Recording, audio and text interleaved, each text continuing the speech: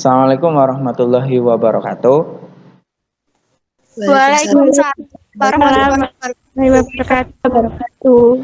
Kembali lagi ya Waalaikumsalam warahmatullahi wabarakatuh. kembali lagi ya di kelas ekonomi, dan selamat siang untuk semuanya. Semoga pada pagi hari ini, siang ini ya, kita masih diberi semangat ya untuk selalu mencari ilmu gitu ya. Tidak berhenti, tidak bosan untuk mencari ilmu.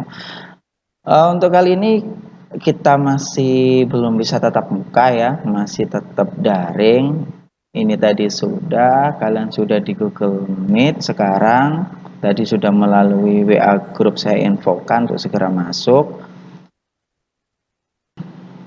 Nah, sama ya, kayak yang kemarin-kemarin, Pak Devi selalu mengingatkan pada kalian untuk selalu menjaga kesehatan dengan cara pakai masker, cuci tangan, dan jaga jarak. Itu hal yang wajib dan tidak boleh ditawar. Karena apa? Akhir-akhir ini ketika lihat di media, ternyata angka penularan COVID atau orang yang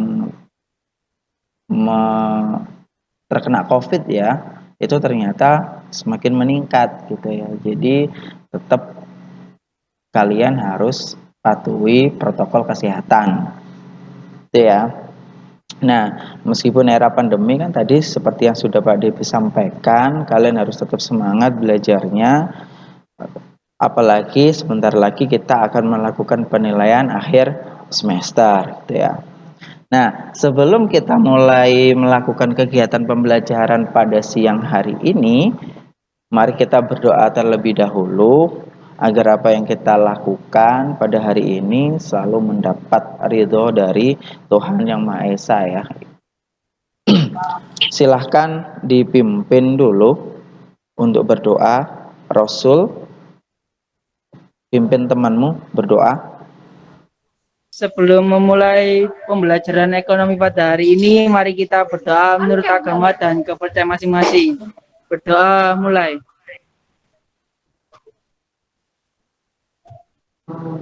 Doa selesai. Oke. Terima kasih Rasul. Nah, ya Pak, sama-sama. Oke. Ini ya, mari kita ingat dulu materi minggu lalu. Nah, kira-kira masalah ketenaga kerjaan itu apa saja ya? Ada yang masih ingat nggak? Saya Pak masih ingat. Oke, silakan Tantri.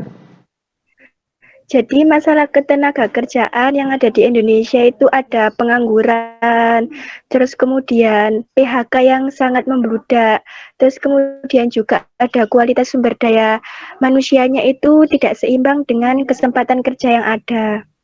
Oke, ternyata masih ingat ya.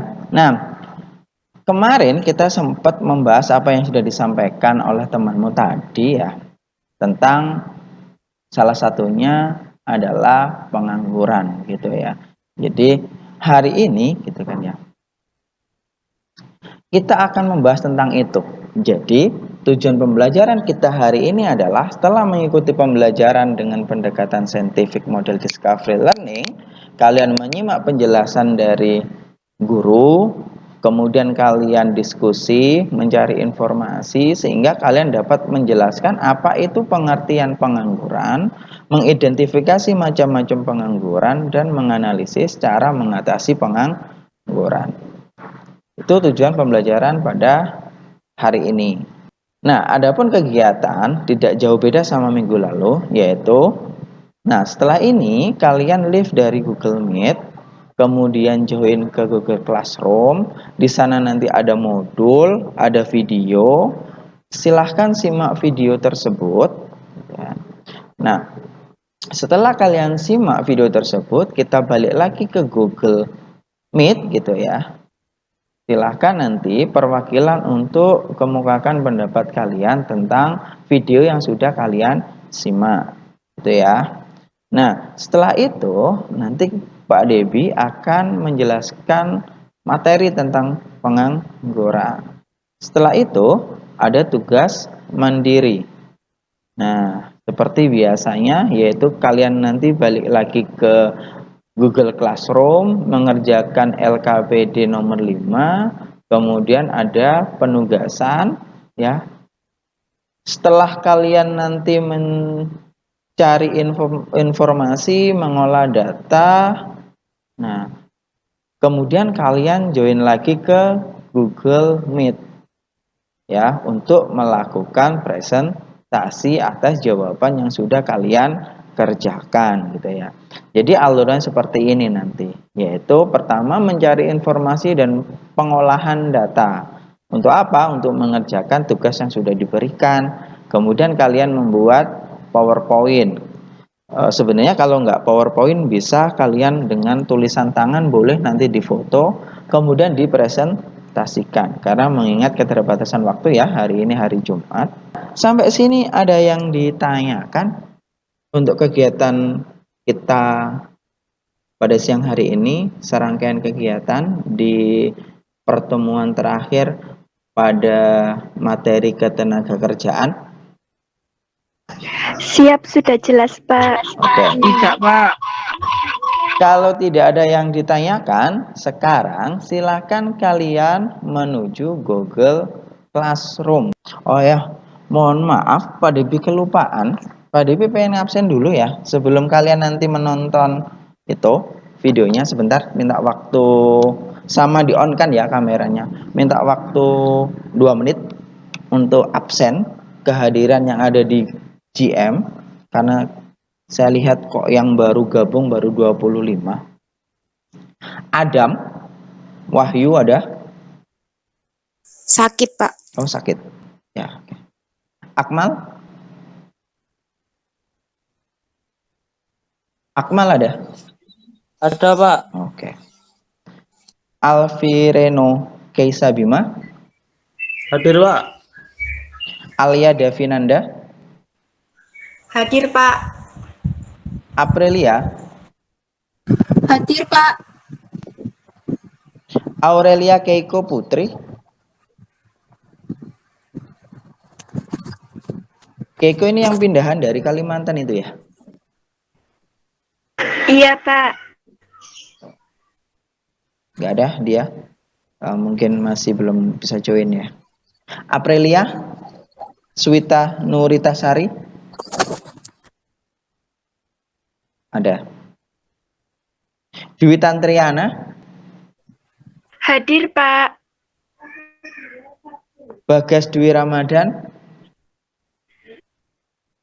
Bagas? Tidak ada. Iodia? Hadir, Pak. Fatimatus Putri? Hadir, Pak. Febi Fatimatus Zuhria? Febi? Tadi katanya itu, Pak, ke puskesmas.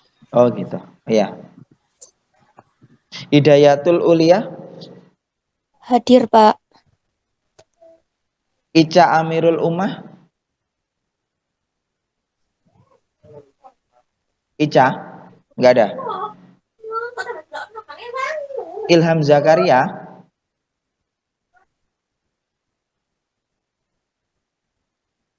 Indikitsi? Hadir, Pak. Kaisa Atta Iklimah? Keiza Cinta? Keiza Cinta Putri Az-Zahra? Ada ya dia kayaknya. Hadir, Pak. Oh, Hadir, oke. Pak. Hadir, Keiza. Rasul Zen? Hadir, Pak. Fajar Arifianto? Hadir, Pak. Niko Selvia? Hadir, Pak. Narulita Sita? Hadir, Pak. Noah Emmanuel? Hadir, Pak. Rahmita Dwi Yunisa? Hadir, Pak. Risa Dela? Hadir, Pak. Septiana Dinda? Hadir, Pak. Sahaf? Hadir, Pak. Siti Lailatul? Hadir, Pak. Betul. Saihu Rosidin, Saihu. Izin Pak, saiku. Oh ya. Ada acara. Teofilia, Theo, nggak ada ya? Oke, silahkan Saya belum di dilanjut. absen. Siapa yang belum? Saya belum di absen. Anggia, Oh, Anggia. Sorry Inggi. absen 5. Oh ya, kelewat. Maaf. Silakan dilanjut nonton videonya 3 menit ya. Setelah itu kita langsung ke GM. Silakan. Iya Pak. Iya, Pak.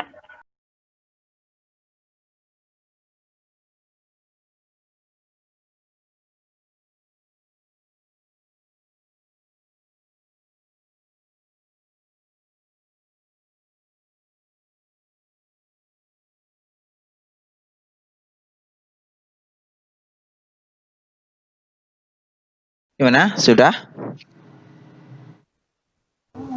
Sudah, Pak. Oke. Kalau sudah selesai semua menyimak video, coba perwakilan siapa yang mau mengemukakan pendapat? Saya boleh, Pak. Silakan, Tantri.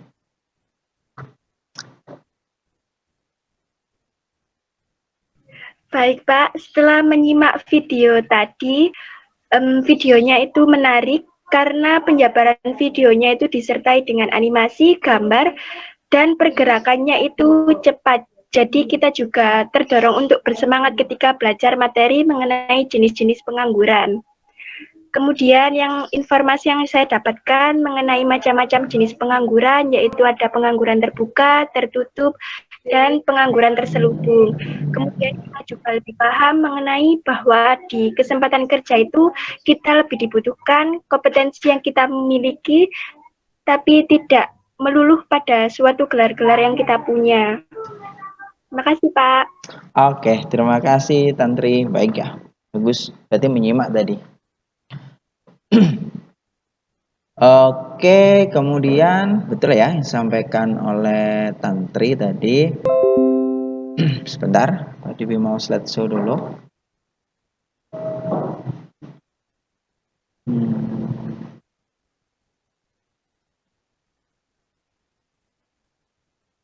Oke, jadi tadi kalian sudah menyimak video, Tantri sudah menyampaikan pendapatannya tentang video tadi, yaitu tentang pengangguran ya yang terjadi di Indonesia. Kemudian di situ sempat disinggung ya kan, ada pengangguran terselubung, kemudian ada pengangguran terbuka gitu ya. Nah, apa sih pengangguran itu? Nah, ini definisi pengangguran sendiri adalah seseorang yang sudah digolongkan dalam angkatan kerja yang secara aktif sedang mencari pekerjaan tetapi tidak dapat memperoleh pekerjaan yang diinginkan. Itu adalah definisi dari pengangguran, yaitu seseorang yang sudah digolongkan dalam angkatan kerja, artinya usianya antara 15 sampai 64 ya, sesuai dengan aturan yang berlaku di Indonesia. Kemudian dia aktif mencari pekerjaan tetapi belum memperoleh. Itu dikatakan pengangguran. Nah, sedangkan siapa sih pengangguran? Nah, terus siapa sih pengangguran itu, atau yang dikatakan pengangguran itu seperti apa? Oke, yang pertama adalah sedang tidak bekerja tetapi sedang mencari pekerjaan. Nah, orang itu tidak bekerja tapi sedang mencari pekerjaan, artinya dia belum mendapat pekerjaan. Itu juga disebut sebagai pengangguran. Kemudian tidak memiliki pekerjaan karena merasa tidak mungkin mendapat pekerjaan. Nah, artinya tidak mendapat pekerjaan ya, artinya tidak memiliki pekerjaan karena merasa tidak mungkin mendapat pekerjaan. Itu artinya gini, karena dia tahu bahwa dia tidak akan mungkin bekerja di situ atau mendapat pekerjaan. Karena apa? Karena melihat pada dirinya sendiri. Misalnya ya, mungkin setelah kecelakaan kemudian mengalami patah kaki atau patah tangan gitu, kemudian tangan harus diamputasi, kaki diamputasi, otomatis secara fisik itu tidak sesuai syarat untuk bekerja gitu loh. Paham ya di sini ya? Nah, itu yang dimaksud tidak memiliki pekerjaan karena merasa tidak mungkin mendapat pekerjaan. Selanjutnya, sedang mempersiapkan usaha baru. Artinya, orang ini tidak bekerja atau memutuskan tidak bekerja karena sedang mempersiapkan usaha baru. Itu juga disebut pengangguran.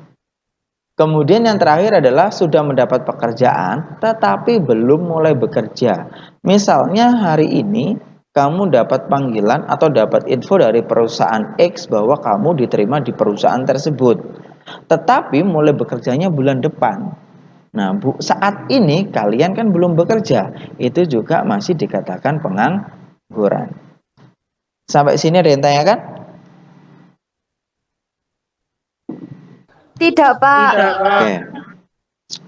Nah, tolong dijawab ya, biar nanti Pak David tahu bahwa tadi jaringan putus atau tidak. Mohon maaf, tadi saya Pak David nggak tahu, makanya tadi ngomong sendiri kok nggak ada yang bales gitu ya. Oke Pak David, saya lanjut ya. Serius, tadi saya ngomong sendiri loh, hampir berapa ya, hampir 20 menit. Kayak orang edan berarti ngomong dewe. Saya lanjut. Saya mulai ya. Dengar suaranya Pak Devi? Dengar, Pak. Oke.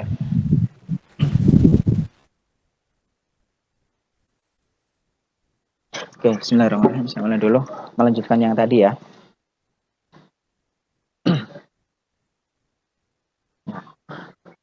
Jadi, penyebab pengangguran itu antara lain seperti yang sudah kita bahas di pertemuan minggu lalu ya. Oke, yang pertama ada yang namanya kesempatan kerja. Itu lebih sedikit dibandingkan dengan pencari kerja. Artinya, jadi lapangan pekerjaan jika dibandingkan dengan yang mencari kerja itu tidak sebanding. Jadi lebih banyakkan pencari kerja.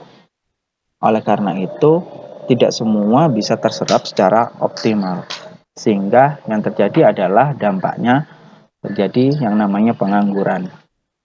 Kemudian yang kedua adalah tidak sesuai dengan syarat-syarat yang diminta dengan keterampilan tenaga kerja. Artinya, syarat yang diminta oleh perusahaan itu ternyata tidak dimiliki oleh tenaga kerja kita atau keterampilan yang dimiliki tenaga kerja kita itu tidak sesuai dengan syarat-syarat yang diminta oleh perusahaan.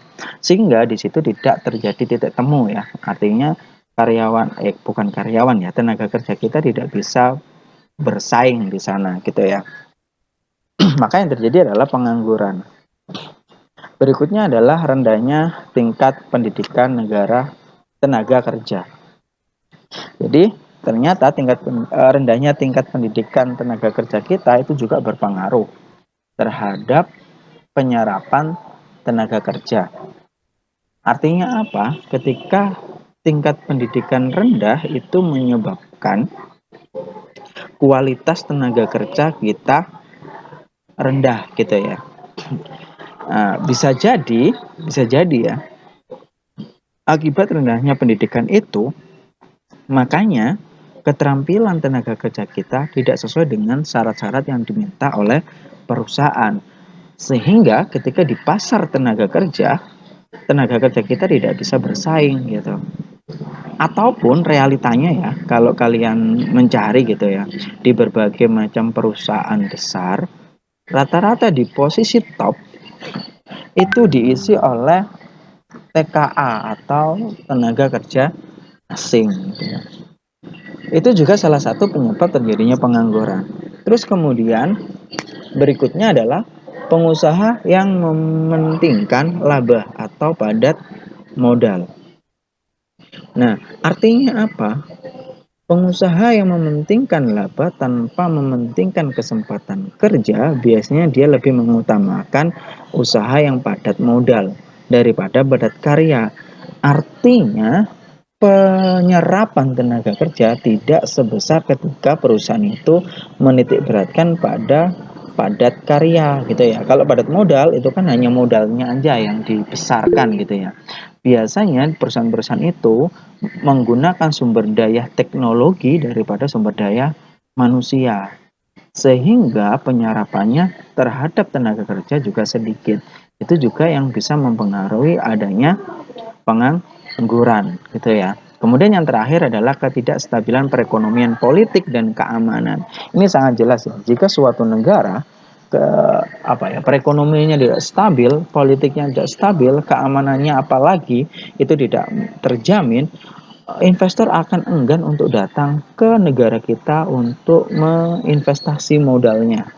Sehingga ketika kita kekurangan investasi, apa yang terjadi? Yaitu perkembangan bisnis di suatu negara tersebut akan lamban ya. Sehingga pencapaian lapangan pekerjaan itu akan menjadi terhambat gitu ya. Sehingga harapannya padahal suatu negara adalah lapangan pekerjaan banyak, bisa menyerap tenaga kerja yang banyak juga. Tapi kalau tidak ada investor yang datang karena ketakutan ya, dikit-dikit demo, habis itu ada teroris, kemudian di sana juga perekonomian tidak stabil, artinya daya beli masyarakatnya rendah gitu kan. Ya orang nggak akan mau menginvestasikan di negara tersebut gitu. Maka itu juga menjadi penyebab adanya pengangguran itu ya. Sampai sini Anda tanyakan? Tidak, Halo? Pak. Oh ya, oke. Sebentar tadi ada yang gabung Permisi kayaknya. Pak Dedi, Iya? itu Pak PPT-nya belum di-up-kan sama Pak Dedi. Oh ya. Sorry. Bentar, saya lupa. Ya Pak.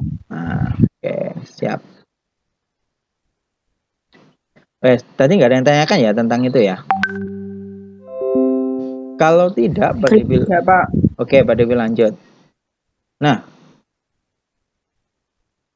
berikutnya kita bahas tentang tingkat pengangguran. Nah, apa itu tingkat pengangguran? Tingkat pengangguran ini adalah digunakan untuk mengetahui persentase tingkat pengangguran di suatu wilayah, baik itu di kabupaten, baik itu di provinsi maupun di negara ya, di suatu negara. Nah, adapun rumusnya adalah jumlah pengangguran itu dibagikan dengan angkatan kerja kemudian dikali 100. Bentar ada yang masuk.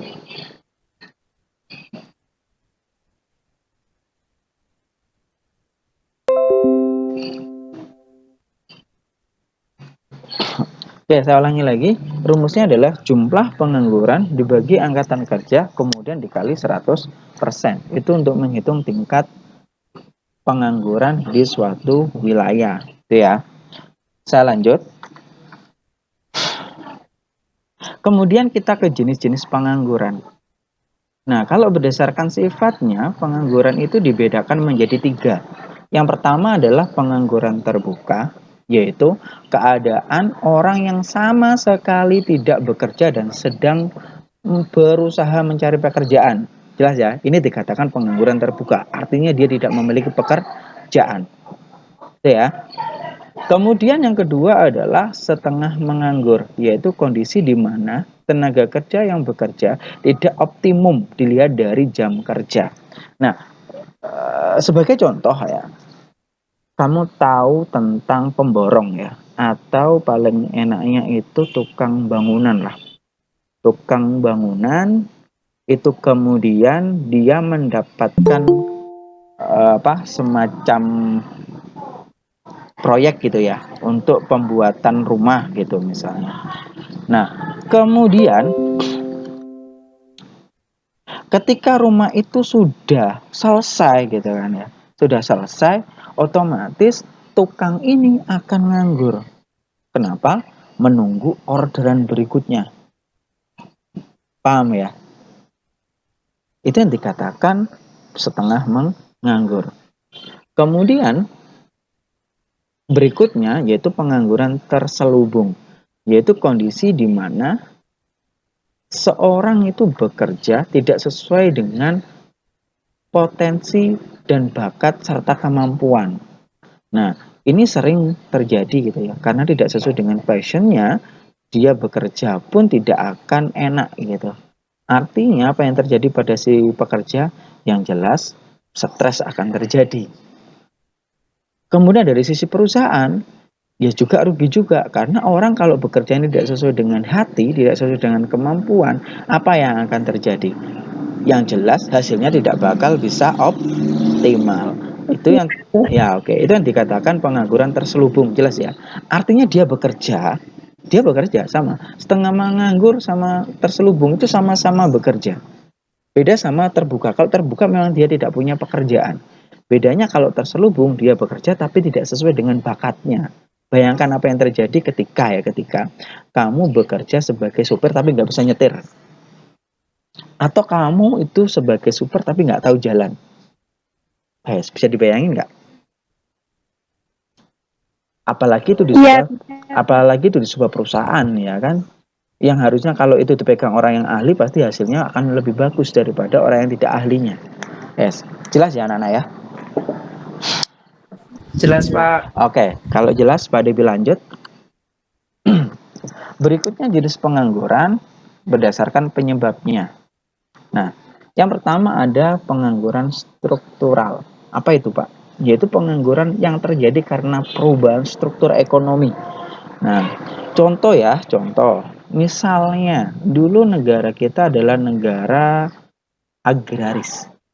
Gitu ya, negara agraris. Kemudian tiba-tiba berubah gitu kan. Seiring berkembangnya zaman, akhirnya berubah ke industri gitu kan. Akhirnya banyak berdiri yang namanya pabrik gitu ya. Banyak yang berdiri namanya perusahaan-perusahaan besar. Otomatis banyak lahan yang tadinya ada lahan produktif untuk pertanian berubah untuk menjadi pabrik-pabrik. Paham ya di sini ya. Akhirnya banyak petani yang menjadi menganggur. Ngerti maksudnya Pak Devi ya? Artinya struktural itu adalah terjadi struktur ekonomi menyeluruh ya. Itu salah satu contoh misalnya. Misalnya dari pertanian ke industri, akhirnya pasti akan ada sebuah perubahan yang tidak pasti. Ketika ada perubahan itu ada korbannya, ada yang diuntungkan, ada yang dirugikan, itu pasti ya. Nah, yang termasuk yang dirugikan ini yang nantinya akan menyebabkan dia menjadi pengangguran. Itu ya. Kemudian yang kedua adalah friksional, yaitu pengangguran yang timbul karena adanya kesulitan temporer untuk mempertemukan pemberi kerja dengan mencari kerja. Artinya tidak ketemu antara yang mau mencari kerja dan perusahaan yang membutuhkan tenaga kerja. Berarti di sini ada kurangnya apa? Informasi. Contoh misalnya ya, di kota itu sebenarnya butuh tenaga kerja banyak. Sedangkan di desa itu nggak tahu kalau ada info seperti itu. Sedangkan di desa banyak yang mencari pekerjaan. Paham ya? Tidak ketemu inilah maka terjadi yang namanya pengangguran. Itu yang dikatakan friksional. Paham? Paham, Pak. Oke, saya lanjut. Berikutnya ada yang namanya pengangguran siklus. Nah, pengangguran siklus ini pengangguran yang terjadi karena kemerosotan ekonomi suatu negara yang berakibat perusahaan harus mengurangi produksi karena menurunnya permintaan. Nah, bisa dicontohkan ya saat ini pas untuk mencontohkan yang namanya pengangguran siklus atau siklis. Apa? Dengan adanya pandemi. Nah, dengan adanya pandemi ini maka terjadi yang namanya kemerosotan ekonomi gitu ya. Nah, kemerosotan ekonomi ini juga berdampak kepada sebuah perusahaan gitu kan ya. Ketika contoh adanya pandemi. Ya kan?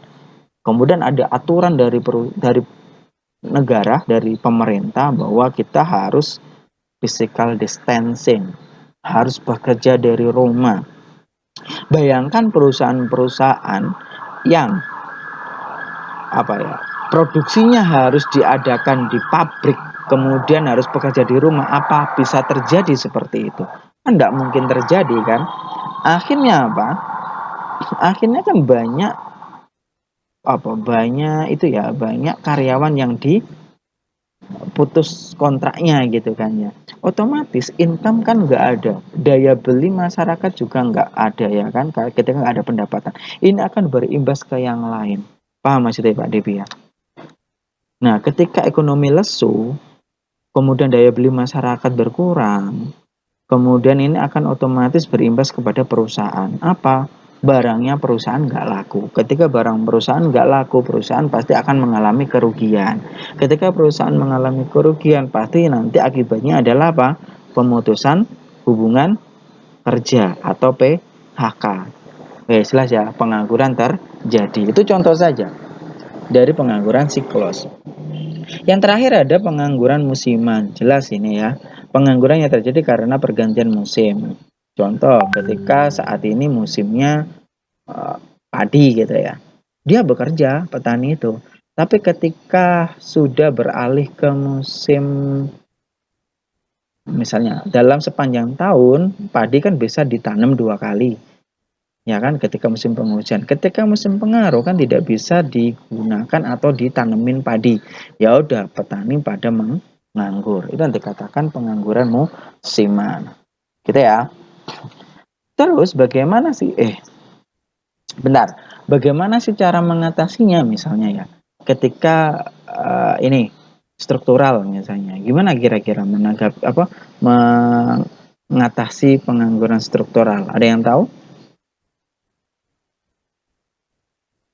Kira-kira pengangguran yang terjadi karena perubahan struktur ekonomi.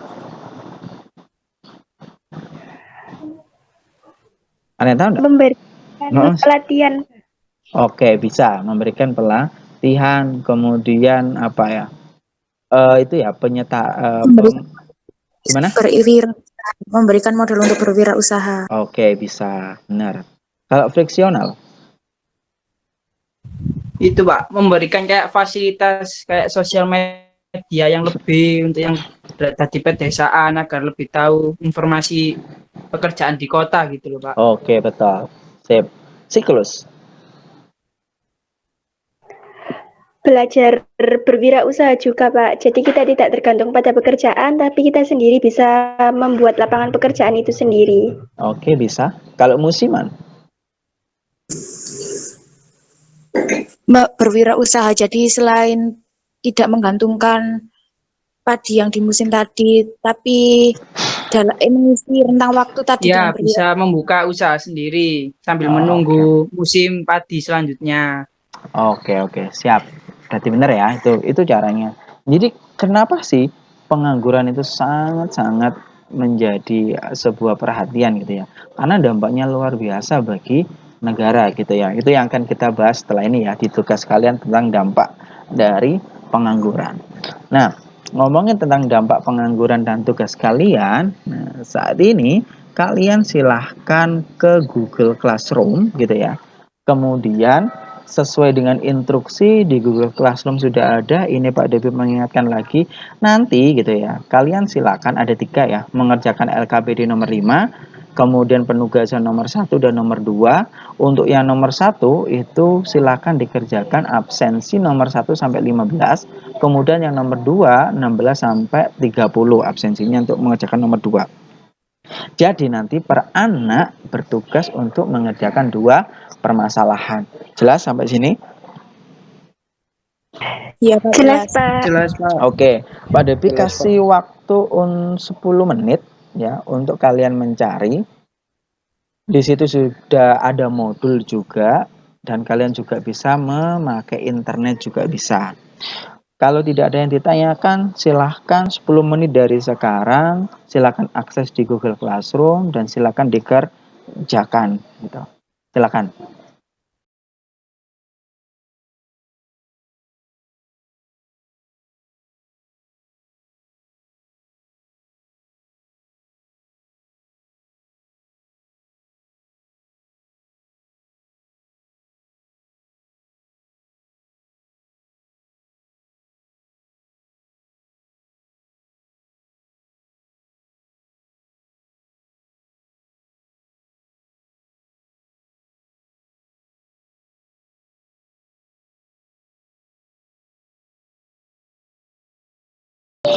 Oke, bagaimana? Sudah selesai?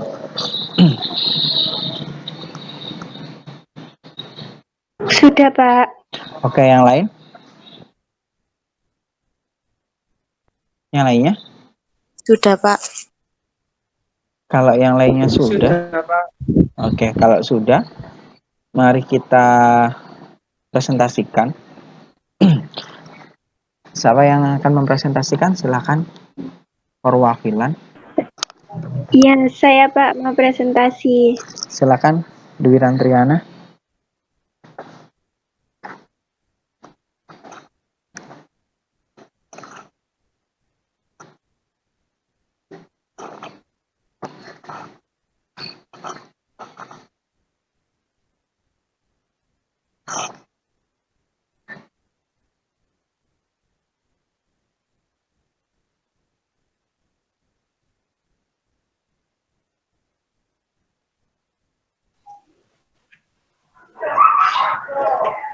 Baik Pak, bisa dimulai. Silakan. Baik, Assalamualaikum warahmatullahi wabarakatuh. Waalaikumsalam warahmatullahi wabarakatuh. Saya Dwi Tantriana, absen 9. Di sini saya akan mempresentasikan mengenai bab ketenaga kerjaan, masalah pengangguran yang ada di tempat tinggal saya, yaitu di Mojokerto. Nah, berdasarkan jumlah pengangguran yang membludak di Mojokerto, hal itu disebabkan karena ketidakseimbangan antara jumlah angkatan kerja dan kesempatan kerja yang ada. Jadi daya serap angkatan kerja pada kesempatan kerja yang ada itu cuma sedikit. Maka dampaknya angkatan kerja yang tidak diserap tadi tidak mendapat pekerjaan atau belum, sehingga menambah jumlah pengangguran yang ada di Mojokerto. Meskipun dalam teks tadi dikatakan bahwa 3 tahun belakangan ini jumlah pengangguran di Mojokerto sudah mengalami penurunan, namun angka tersebut itu dirasa masih sangat besar untuk kita. Oleh karena itu, solusi yang dapat saya tawarkan adalah jangan menunggu adanya lapangan pekerjaan dari pemerintah. Kita juga bisa berusaha untuk membuat atau membuka kesempatan kerja sendiri, bahkan untuk orang lain juga bisa bermanfaat. Namun langkah itu tidak dapat dengan mudah langsung kita kerjakan.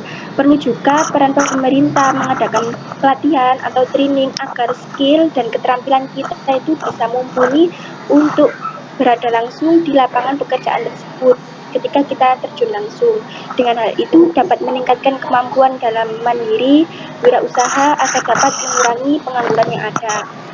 Kemudian cara yang kedua yaitu untuk mengurangi pengangguran di Mojokerto, salah satunya dengan melakukan peningkatan peredaran modal usaha sehingga jumlah tenaga kerja itu bertambah. Jadi kita juga bisa menambahkan kayak usaha padat karya yang lebih banyak membutuhkan sumber daya manusianya yang terambil sehingga produksinya meningkat dan perekonomian bisa berjalan dengan lancar. Kemudian perlunya penyuluhan di masyarakat tentang teknologi dan hubungan dengan perekonomian itu sangat diperlukan juga, apalagi untuk masyarakat desa yang pada umumnya tidak mengetahui ini perkembangan teknologi pada pekerjaan itu seperti apa, biar pola pikir atau pola perilaku itu bisa menyeimbangi apa yang sudah ada saat di zaman globalisasi ini gitu. Banyak orang yang menganggap pengangguran itu terjadi kayak kita itu menunggu, harusnya itu pemerintah yang mengatasi, padahal diri kita sendiri itu juga bisa mengatasi hal tersebut. Jadi dalam mencari pekerjaan itu harus lebih mengatur keuangan teknologi yang semakin marak digunakan saat ini. Jadi kita tidak ketinggalan zaman.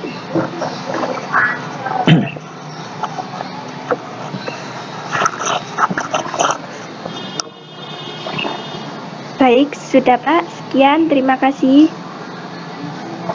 Oke, terima kasih Dwi Tantriana atas jawabannya. Bagus banget. Itu yang LKPD nomor 5 ya.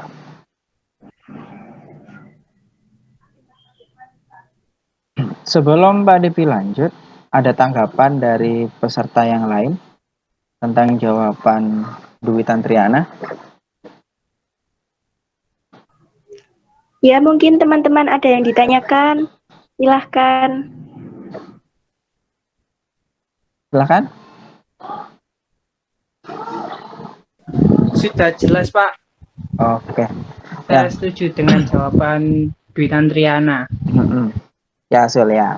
Jadi benar ya katakan Dwi Tantriana, yaitu salah satu solusi yang ditawarkan untuk mengatasi pengangguran yang ada di Mojokerto, itu salah satunya tadi kan yang jelas kita membuat itu ya. Permisi Pak Debi, mikrofonnya. Mic-nya Oh belum iya ya, nyala. sorry. Nah, betul yang dikatakan Dwi Tantriana tadi. Jadi salah satu solusi yang ditawarkan ya tadi ya sama Dwi, yaitu tidak boleh menunggu, tapi kita semua gitu kan ya bisa juga membuat lapangan kerja sendiri. Artinya apa? Berwira usaha. Terus tadi juga sempat disampaikan gitu ya, selain berwirausaha juga ditingkatkan ya sektor usaha di padat karya biar bisa menyerap tenaga kerja secara optimal. Oke, dilanjut ke permasalahan berikutnya. Siapa yang mau mencoba? Saya, Pak. Oke. Yang B. Ya, Rasul. Di on kan, Sul, biar Pak DB ada temennya. Kameranya yang nyala. Yang lainnya mungkin malu. Oke, silakan Ya, Pak. Rasul.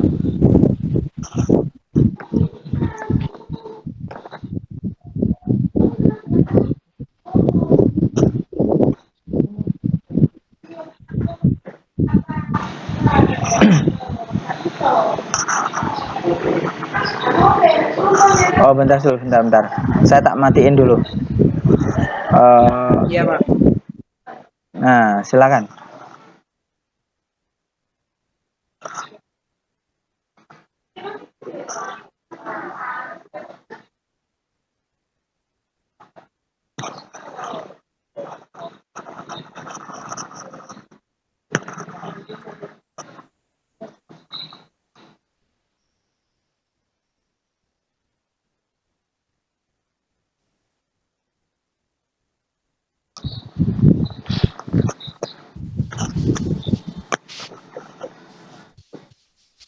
Kelihatan, Pak. Ya, kelihatan. Ya, kelihatan. Ya. Di sini saya akan menjawab soal nomor 5 yang B. Ya, silakan. Soalnya, kemudian jelaskan dampak yang dirasakan dengan membeludaknya pengangguran tersebut, baik dari masalah sosial maupun ekonomi. Jawabnya, pengangguran sangat berpengaruh besar khususnya dalam kehidupan lingkungan sosial dan perekonomian yang ada. Di antaranya, satu, pendapatan nasional, yaitu semakin banyak pengangguran maka semakin kecil pendapatan nasionalnya pula. Dua, pemasukan negara, yaitu semakin banyak pengangguran maka semakin sedikit pemasukan negara melalui pajak. Tiga, kemiskinan terjadi karena ketidakmampuan masyarakat untuk memenuhi kebutuhan dasar seperti makanan, kesehatan, pakaian, dan lain-lain. Ketidakmampuan ini disebabkan karena adanya anggota keluarga yang menganggur atau tidak bekerja, sehingga sulit untuk membeli atau mencukupi kehidupan sehari-hari. 4. Pemukiman kumuh. Banyak penduduk desa yang ingin bekerja di kota atau urbanisasi, tetapi penduduk desa tersebut kalah saing sehingga tidak dapat pekerjaan, akibatnya untuk mempertahankan kehidupannya di kota. Mereka tinggal di perumahan kumuh. Pemerintah memberikan atau menyediakan fasilitas perumahan atau mengadakan program perbaikan kampung. 5. Kehidupan yang tidak berkecukupan mengharuskan seluruh anggota keluarga mengamen. Pada keadaan yang lain, ketika tidak memiliki tempat tinggal, mengharuskan anak-anak untuk tinggal di jalanan, membuka rumah singgah atau sekolah alam. 6. Keadaan terdesak karena tidak ada uang menimbulkan pikiran buruk bagi beberapa orang sehingga mereka berencana untuk melakukan tindakan kriminal seperti mencopet, menodongi uang-uang yang dihasilkan pedagang-pedagang, ataupun hasil ngamen anak-anak di jalan. Menanamkan nilai positif dari sekarang, belajar keras, bersikap kreatif agar tidak susah untuk mencari uang ketika dewasa sehingga tidak mengharuskan diri untuk bertindak jahat. Ketujuh, dari materi yang ada di LKPD yaitu dampaknya banyak orang yang tidak bisa memenuhi kebutuhan hidupnya dan kurangnya komunikasi atau kerjasama antar satu sama lain.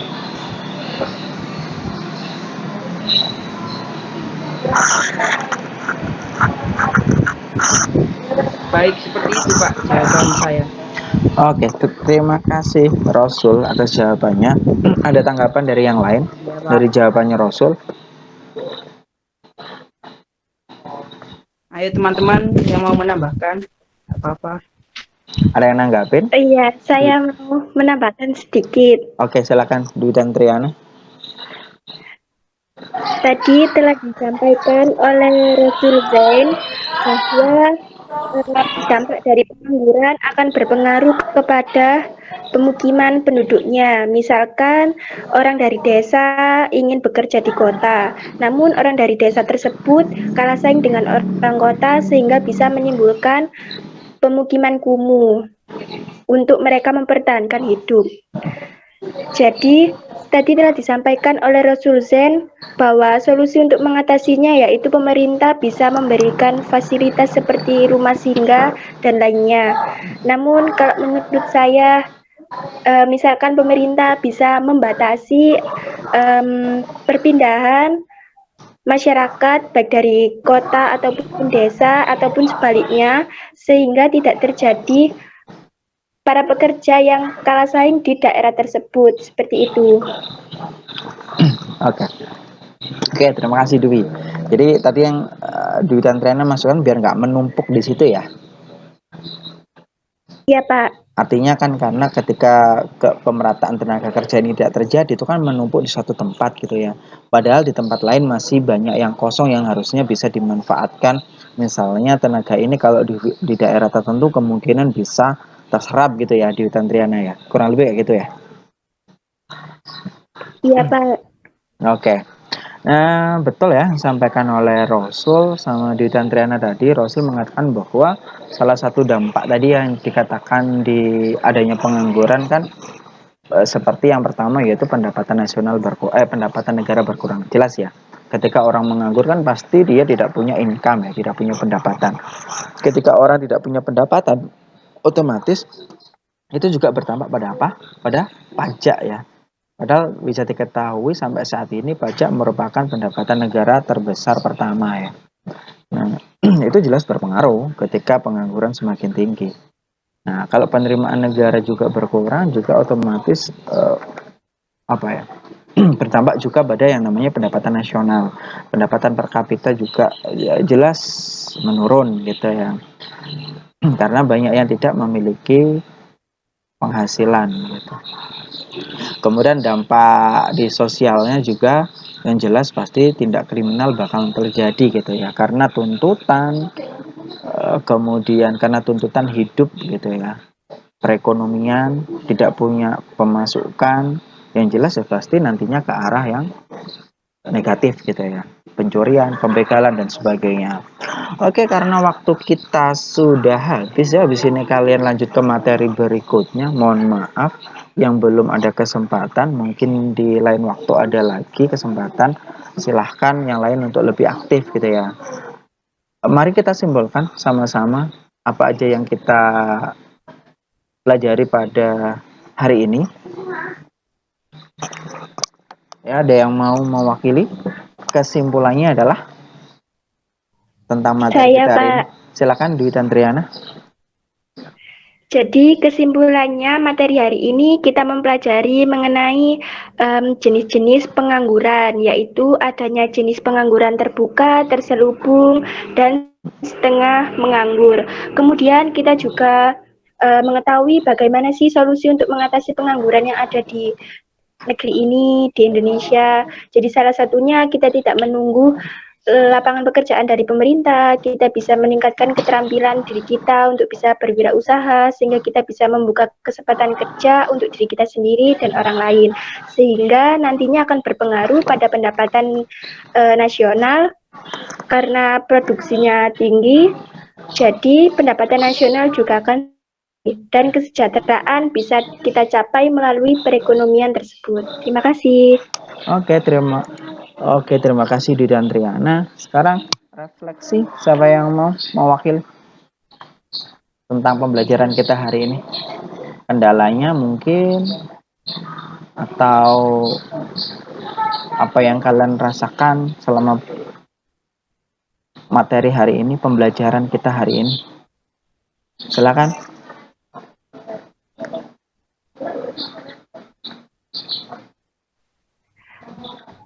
Yuk, Kalau untuk Oke. materinya, Didi dan Triana lagi, lumayan silakan. Yes, iya Pak. nggak apa-apa Kalau ya. menurut saya Silakan. materi hari ini lumayan cukup susah untuk membedakan pengangguran terselubung, setengah menganggur, sama terbuka gitu. Oke, terus kemudian kalau susah itu apa yang Didi dan Triana lakukan atau yang lain lakukan? Selanjutnya misalnya udah tahu kan, oh ternyata itu susah. Langkah selanjutnya, tindak lanjutnya? Jadi langkah selanjutnya, kalau saya sudah mengetahui materinya lumayan sulit, saya akan mempelajari lebih dalam lagi materi mengenai dan jadi saya bisa membedakan disebut pengangguran terbuka, terselubung, atau setengah menganggur.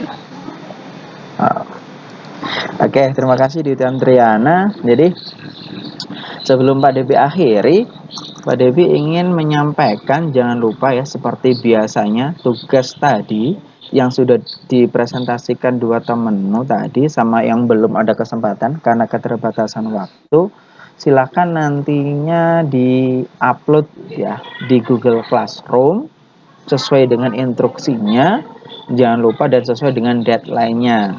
Kemudian setelah ini Pak Debi tutup, kemudian tugas kalian adalah silahkan kerjakan soal post test. Di situ sudah terupload juga di Google Classroom. Ada pertanyaan? Tidak, Pak. Oke, Sudah tidak. jelas. Nah, Ya. pertemuan minggu depan kita akan melaksanakan penilaian harian ya di bab ini gitu. Jadi jangan lupa dipelajari lagi baik dari pertemuan pertama, pertemuan kedua sampai pertemuan ini tadi, modulnya dipelajari lagi.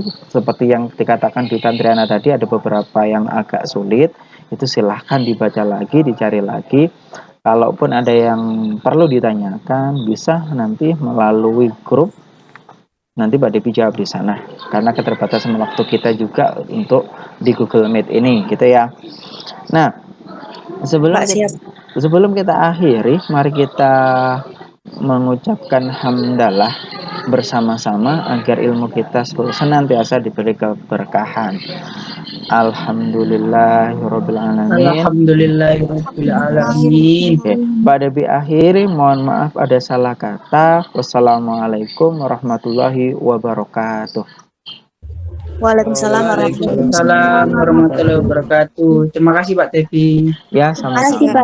Pak. Sama-sama, silakan boleh live di Google Meet-nya sekarang.